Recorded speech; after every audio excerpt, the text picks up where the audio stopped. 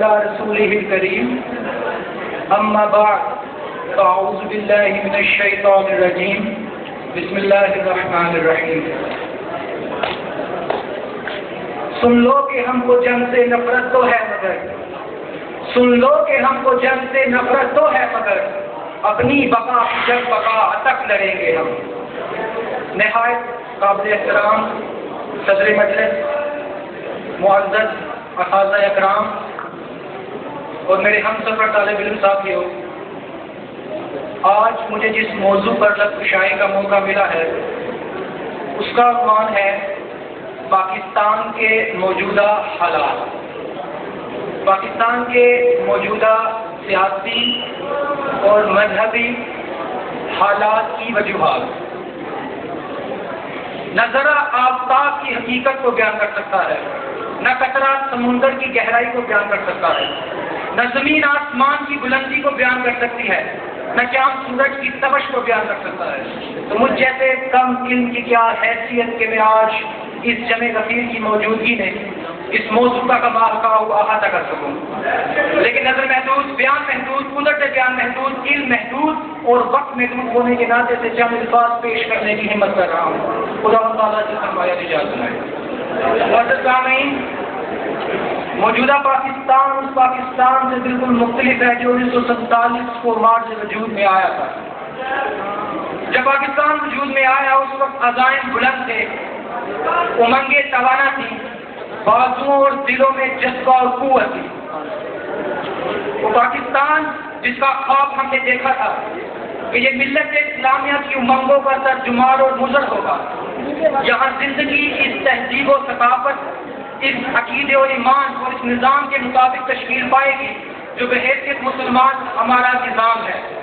مگر افسوس کہ وہ منزل بظاہر آج قریب ہی نہیں بلکہ بہت دور نظر آتی ہے. خواتین و حضرات، اگر مالی طور پہ دیکھا جائے تو یہ مبالغہ نہ ہوگا کہ ہمارے ملک ایک کشتی کی حیثیت رکھتا ہے اور ہم سب اس کے مسافر ہیں. جو حادثہ اس کشتی کو پیش آئے گا اس میں ہم سب برابر کے شریک ہوں گے. آج یہ کشتی ایک بھور میں پھنسی ہوئی ہے، اس کا تختہ الٹ رہا ہے، اس کا تختہ الٹ رہا ہے. یہ نیچے طبقے کے لوگ اس کشتی میں چھید کر رہے ہیں. پانی کشتی کے اندر آ رہا ہے، کشتی پانی سے بھر رہی ہے، اور جب کشتی پانی سے بھر جائے تو وہ سمندر کی نظر ہو سکتی ہے، وہ تباہ و برباد ہو سکتی ہے. یہی کیفیت ہمارے ملک کی ہے کہ نچلا طبقہ، چاہے وہ لائن مین ہو یا میٹر ریڈر ہو، سڑک پر کھڑا ہوا کانسٹیبل ہو یا پٹواری جو زمین کی حد بندی کرتا ہو، ہر شخص اس کشتی میں چھید کرنے میں مصروف ہے. قانون نام کی چیز تو کتابوں میں پائی جاتی ہے. یہاں صدر ریاست بھی قانون توڑتے ہیں، کمانڈر ان چیف بھی قانون توڑتے ہیں، وزیر اعظم بھی قانون توڑتے ہیں، سول سرونٹ بھی قانون توڑتے ہیں. ارے قانون نافذ کرنے والے محافظ، قانون نافذ کرنے والے ادارے بھی قانون توڑتے ہیں. ہمارے ملک کے اندر خون ریزی اور قتل و غارت کا جو بازار گرم ہے، نبی اکرم صلی اللہ علیہ وآلہ وسلم نے حجۃ الوداع کے موقع پر فرما دیا تھا. پنجابی ہو یا بنگالی، عرب ہو یا ترک، یمن ہو یا مصر، شام ہو کہ عراق، عربی کو عجمی پر، گورے کو کالے پر کوئی فضیلت حاصل نہیں، مگر آج ہم ایک دوسرے کا خون کرنے میں مصروف ہیں، ہیرا پھیری کرنے میں مصروف ہے. قرآن کے الفاظ ہیں الذین یقتلون الناس یستوفون واذا قالوهم قوۃ یبصرون. جن کا حال یہ ہے جب لوگوں سے لیتے ہیں تو پورا لیتے ہیں اور جب ان کو دیتے ہیں تو ان کو گھاٹا کر دیتے ہیں. معزز سامعین، کیا خدا تعالیٰ نے ہمیں اس دنیا میں اس مقصد کے لیے بھیجا تھا؟ کیا اللہ تعالیٰ کو ہماری عبادات کی ضرورت ہے؟ موضوع سے ہٹ جاؤں گا لیکن نقطہ بتاتا چلوں. یاد کریں وہ وقت کہ جب اللہ تعالیٰ نے فرشتوں سے کہا تھا کہ میں زمین پر اپنا نائب بنانے والا ہوں. فرشتوں نے کہا مولا تو ایک ایسے انسان کو زمین پر اپنا خلیفہ بنائے گا جو قتل و غارت کرے گا، جو خون ریزی کرے گا، جو خون کی ندیاں بہا دے گا. فرشتوں نے ساتھ اپنی پیشکش بھی کر دی. انہوں نے کہا مولا ہمیں دیکھ، ہمیں اپنی خلافت کا حقدار ٹھہرا، ہمیں دیکھ ہم گناہ ہی نہیں کرتے، اللہ کرتے ہیں، صبح شام تیری تسبیح پڑھا کرتے ہیں، ہم تیری عبادت کے حقدار ہیں، ہم سراپا طے کران عبادت ہم سراپا پیغران بندگی ہمیں اپنا خلیفہ بنا۔ اللہ نے کہا یہ جو تم ناز کرتے ہو یہ گناہ نہیں کرتے، اس میں فخر کی کیا بات ہے، تم گناہ کر ہی نہیں سکتے، تمہارے اندر گناہ کا منشا ہی نہیں رکھا، تو صبح و شام میری عبادت نہ کرو تو اور کیا کرو، تم خلافت کے حقدار نہیں۔ جو خلافت کا حقدار وہ ہوگا جس میں گناہ کی طاقت ہو، گناہ کا ماحول ہو، گناہ کے حالات میسر ہو، تو گناہوں کے ماحول میں گرا ہو، اندر بھی نفس ہو، باہر بھی شیطان ہو، ماحول بھی گناہوں کا ہو اور گناہ کر سکتا ہو، مگر میرے خوف کے باعث گناہوں سے پاک ہو جائے، میری محبت کے باعث گناہوں سے پاک ہو جائے،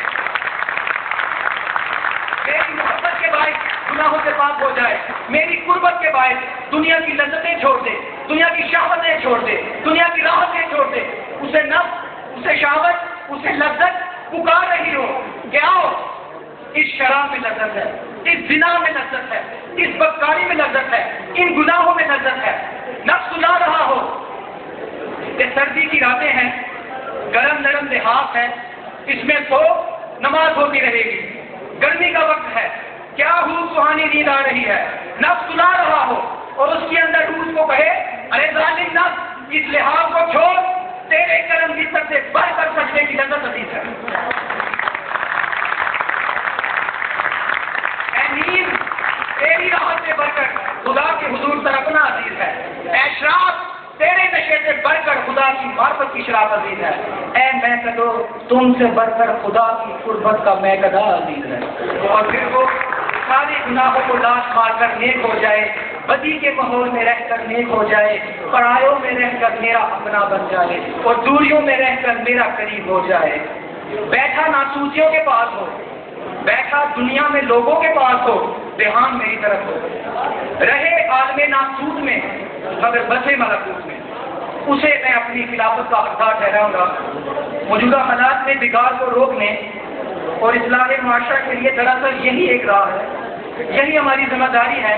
میں نے آپ کے سامنے کوئی لمبی چوری پیش نہیں کی، بلکہ اصلاح عمل کے لیے لوگوں میں خدا کی محبت جگانا اور دنیا سے بے نیازی پیدا کرنی ہے، یہی کرنے کا کام ہے اور اسی میں آج کے پاکستان کی بقا اور نجات ہے۔ میں ان اشعار کے ساتھ اپنی تقریر کا اختتام کرتا ہوں۔ وہ میں ہوں ایک بندہ آسی غلام خود قصور، جو میں ہوں ایک بندہ آسی غلام خود قصور، جرم میرا حوصلہ ہے نام ہے تیرا غفور، تیرا کہلاتا ہوں میں جیسا ہوں اے رب غفور، انت شافی انت کافی فی محمد۔